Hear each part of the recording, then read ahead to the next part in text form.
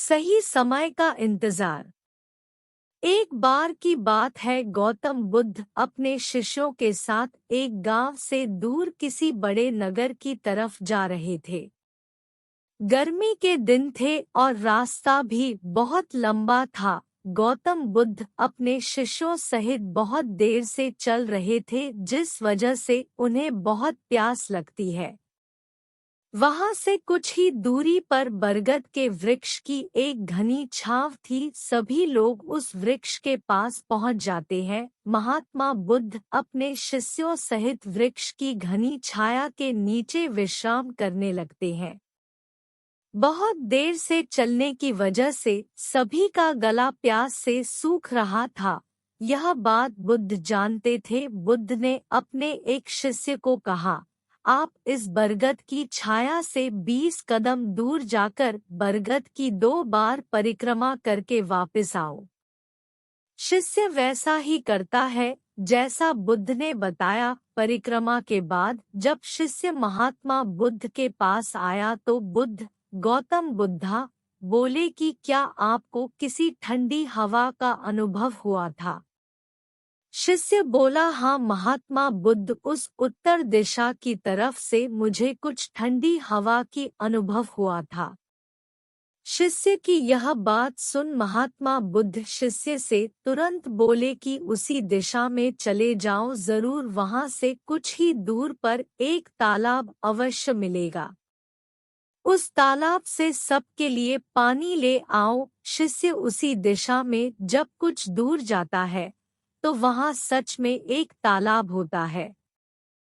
तालाब देख शिष्य बहुत प्रसन्न होता है और तालाब के निकट जाकर जैसे ही तालाब से पानी भरने वाला होता है, तभी शिष्य की नजर वहां दूर तालाब में कपड़े धो रही कुछ स्त्रियों पर जाती है। यह देख शिष्य मन में सोचते हैं कि यह पानी तो गंदा हो गया है। लेकिन जब शिष्य ध्यान से तालाब के पानी को देखते हैं कि अभी भी तालाब का कुछ पानी साफ है, इतने में 2 बैलगाड़ी जोर से तालाब के किनारे से होती हुई निकल जाती है। बैलगाड़ी के पहिए तालाब की मिट्टी के ऊपर इतनी जोर से निकलते हैं कि तालाब के नीचे बैठी बहुत सारी मिट्टी तालाब के ऊपर आ जाती है, जिस वजह से तालाब का बचा हुआ पानी भी गंदा हो जाता है। यह देख शिष्य बिना पानी लिए क्रोध में महात्मा बुद्ध के पास वापस चला जाता है। शिष्य बड़े ही निराशा भाव से महात्मा बुद्ध को सब बात बताता है। शिष्य की बातें सुन सभी शिष्य बोलते हैं कि हमें तुरंत यहाँ से निकलना चाहिए, किसी दूसरी जगह पानी की खोज करनी चाहिए, वरना प्यास के मारे जान निकाल जाएगी। इधर महात्मा बुद्ध सभी को शांत होने के लिए कहते हैं और बोलते हैं कि धीरज रखो, कुछ देर यही बैठो, उचित समय आने तक संयम बनाए रखो। सभी महात्मा बुद्ध की बात सुनकर शांत हो जाते हैं और वहीं बैठ जाते हैं। कुछ समय बीत जाने के बाद महात्मा बुद्ध फिर से अपने शिष्य को उसी तालाब से पानी लाने के लिए कहते हैं। शिष्य बिना कोई सवाल किए उसी तालाब से पानी लेने के लिए फिर से चला जाता है। तालाब की हालत देख शिष्य को यकीन नहीं होता। तालाब का पानी पूरी तरह से साफ होता है। यह देख शिष्य बहुत खुश होता है और पानी भरकर महात्मा बुद्ध के पास जाता है। सभी पानी पीकर अपनी प्यास बुझते हैं, लेकिन अभी भी सबके मन में ये एक सवाल था कि आखिर यह चमत्कार हुआ कैसे? तालाब का सब पानी तो गंदा था। उन्हें लगा कि जरूर ये बुद्ध गौतम बुद्धा की शक्ति है। इनमें एक शिष्य ने यह सवाल महात्मा बुद्ध गौतम बुद्धा से पूछ ही लिया कि यह चमत्कार आपने कैसे किया? शिष्य का जवाब देते हुए महात्मा बुद्ध बोले कि यह कोई चमत्कार नहीं, यह आपके सब्र का फल है। यह फल है आपके सब्र बनाए रखते हुए उचित समय के इंतजार का। जितनी देर हम सब लोगों ने सब्र किया उतनी देर तक तालाब के पानी के ऊपर तैर रहे सभी गंदे तत्व और मिट्टी तालाब के पानी के नीचे बैठ रहे थे। फिर कुछ देर बाद शिष्य जब वहां तालाब के पास पहुंचा तब तक सब दूषित कण नीचे बैठ चुके थे, जिस वजह से तालाब का पानी पहले की तरह साफ हो चुका था तथा तालाब साफ दिखाई दे रहा था।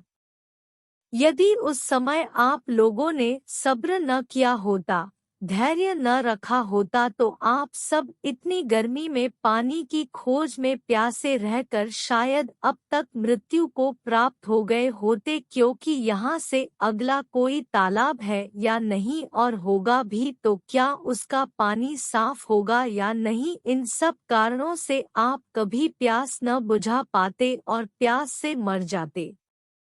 फिर इतना बोलने के बाद महात्मा बुद्ध शिष्यों को एक सीख देते हुए कहते हैं कि जैसी स्थिति हम लोगों के समक्ष आज आई है, वैसी ही स्थिति और मुश्किल दौर जिंदगी के हर मोड़ पर आएंगे।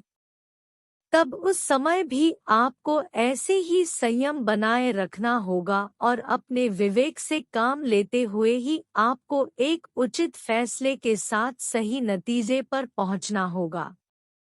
हर मुश्किल दौर में सब्र रखते हुए ऐसे ही शांत मन से ही कोई फैसला लेना चाहिए जिसका आपके और दूसरों के लिए अच्छा हो, क्योंकि ऐसी स्थितियों में लोग अक्सर गुस्से में आकर अपना सब्र खो देते हैं और गुस्से तथा जल्दबाजी में गलत काम और फैसला कर बैठते हैं, जिसका बुरा परिणाम उनको भविष्य में देखने को मिलता है, जिसमें खुद का नुकसान अधिक होता है।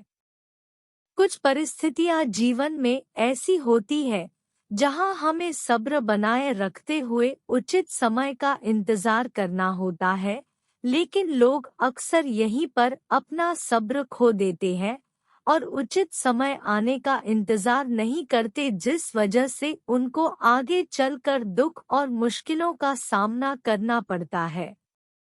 हमरे द्वारा लिया गया आज का फैसला हमरे आने वाले कल की खुशी और दुख को निश्चित करता है। हमें अपने जीवन में बहुत कुछ सीखने को मिलता है। हमें अपने जीवन की उन अनमोल बातों और ज्ञान का बोध होता है जो हमें हमारे जीवन में बहुत काम आती है। अक्सर इंसान जिंदगी में आने वाली परेशानियों के बारे सुनकर बहुत परेशान हो जाता है, तो ऐसे में हमें इस कहानी से बहुत कुछ ज्ञानवर्धक बातें सीखने को मिलती है जो जीवन की मुश्किलों का सामना करने की ताकत देती है। इंसान के मन में एक सकारात्मक ऊर्जा का संचार करती है जो मन में बनने वाली नकारात्मक ऊर्जा को खत्म कर इंसान को सही राह की तरफ अग्रसर करती है।